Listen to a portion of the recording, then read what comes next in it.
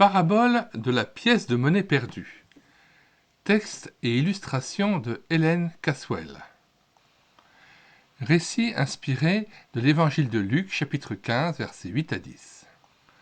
Maria décorait des pots d'argile avec de la peinture.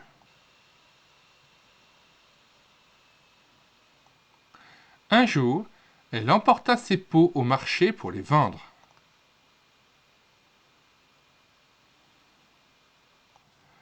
Maria vendit tellement de pots qu'elle gagna 10 pièces d'argent à elle toute seule.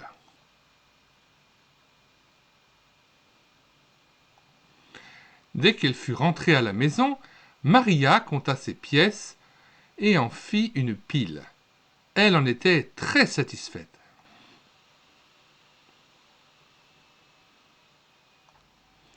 Mais lorsqu'elle voulut les mettre de côté, elle remarqua qu'il en manquait une.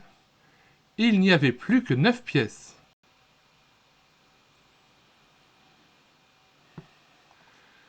Maria fut très peinée. Elle commença à chercher partout la pièce manquante. Tout d'abord, elle balaya soigneusement la maison au cas où la pièce serait tombée sur le sol et aurait roulé dans un coin.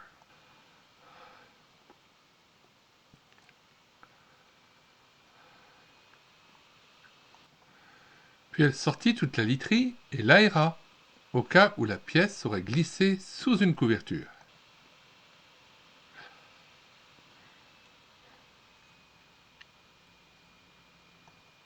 Et bien qu'elle ne comprit pas comment une pièce aurait pu sauter tout au-dessus de la grande armoire, elle regarda là aussi, et tant qu'elle y était, y prit des poussières.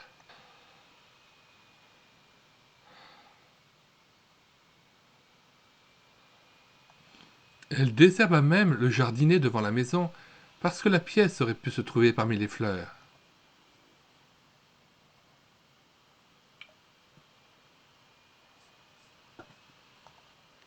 Elle finit par la trouver dans une fissure du plancher.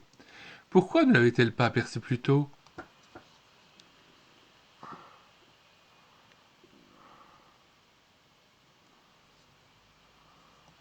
Peu importe, elle l'avait trouvée, et elle était si heureuse, et la maison était si propre, qu'elle décida de faire une fête et invita tous ses amis pour se réjouir avec elle.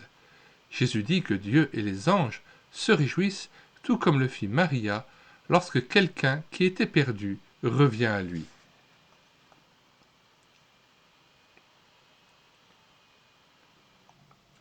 Parabole de la pièce de monnaie perdue.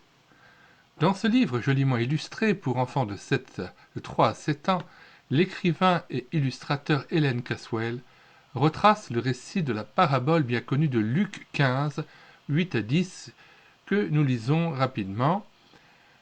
Mais il leur dit cette parabole. Quel homme d'entre vous, s'il a 100 brebis, et qu'il en perd une, ne laisse les 99 autres dans le désert pour aller après celle qui est perdue jusqu'à ce qu'il la retrouve. Lorsqu'il l'a retrouvée, il la met avec joie sur ses épaules et de retour à la maison, il appelle ses amis et ses voisins et leur dit « Réjouissez-vous avec moi, car j'ai retrouvé ma brebis qui était perdue. » De même, je vous le dis, il y aura plus de joie dans le ciel pour un seul pécheur qui se repent que pour 99 justes qui n'ont pas besoin de repentance. Verset 8. Ou quelle femme, si elle a 10 drachmes et qu'elle en perde une, n'allume une lampe, ne balaie la maison et ne cherche avec soin jusqu'à ce qu'elle la retrouve.